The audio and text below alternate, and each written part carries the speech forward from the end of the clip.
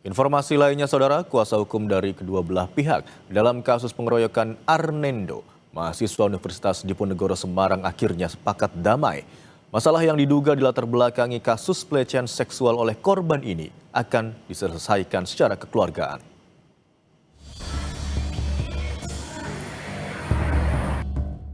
Pertemuan digelar di ruang sidang besar Fakultas Ilmu Budaya Universitas Diponegoro Semarang, dihadiri kuasa hukum dari kedua belah pihak serta perwakilan dari pihak fakultas dan universitas.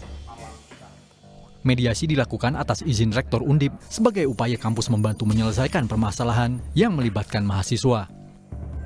Pihak fakultas juga menyampaikan keprihatinan atas peristiwa tersebut dan berharap kasus ini dapat segera selesai serta tidak terulang di masa mendatang. Undip telah membentuk 2 tim untuk menangani kasus tersebut, yaitu tim etik yang menyelidiki dugaan penganiayaan dan satuan tugas kekerasan seksual yang menangani laporan dugaan pelecehan seksual. Saat ini, kedua tim tersebut masih melakukan pendalaman terhadap laporan yang masuk. Melihat lebih jauh atau menyelidiki untuk kasus yang dugaan penganiayaan, dan yang kedua adalah Satgas Kekerasan Seksual yang nanti terutama untuk menampung laporan yang kemarin sudah keluar di media ya, ada yang dilaporkan dugaan kasus pelecehan seksual gitu. Jadi sudah ada tim ini nanti akan bekerja ya. Ya memang tadi Pak Dekan bilang ini ke depan semuanya ini adalah anak-anak kami gitu. Ya, tapi kita tetap berjalan dan kita tetap sudah membuat tim ini untuk menyelidiki lebih lanjut gitu, dari sisi internal.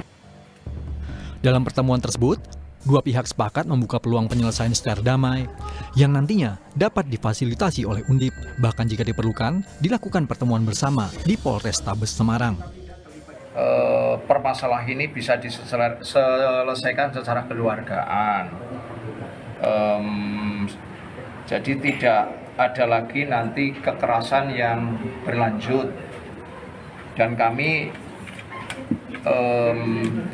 kita kami sepakat untuk melakukan perdamaian.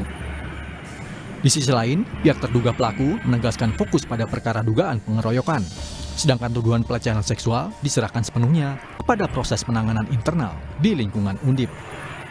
Adanya dugaan pengeroyokan, yang mana dugaan dilakukan 30 orang, yang mana korbannya adalah dari Pak Arnendo ya? Arnendo. Adik Arnendo. Jadi kita fokusnya di situ. Nah, kalau ketika berbicara tentang pelecehannya, itu nanti sudah diserahkan kepada lembaga sendiri, Undip sendiri. Diselesaikan melalui lembaga Undip. Sebelumnya, Polrestabes Semarang menyatakan kasus ini telah naik ke tahap penyidikan.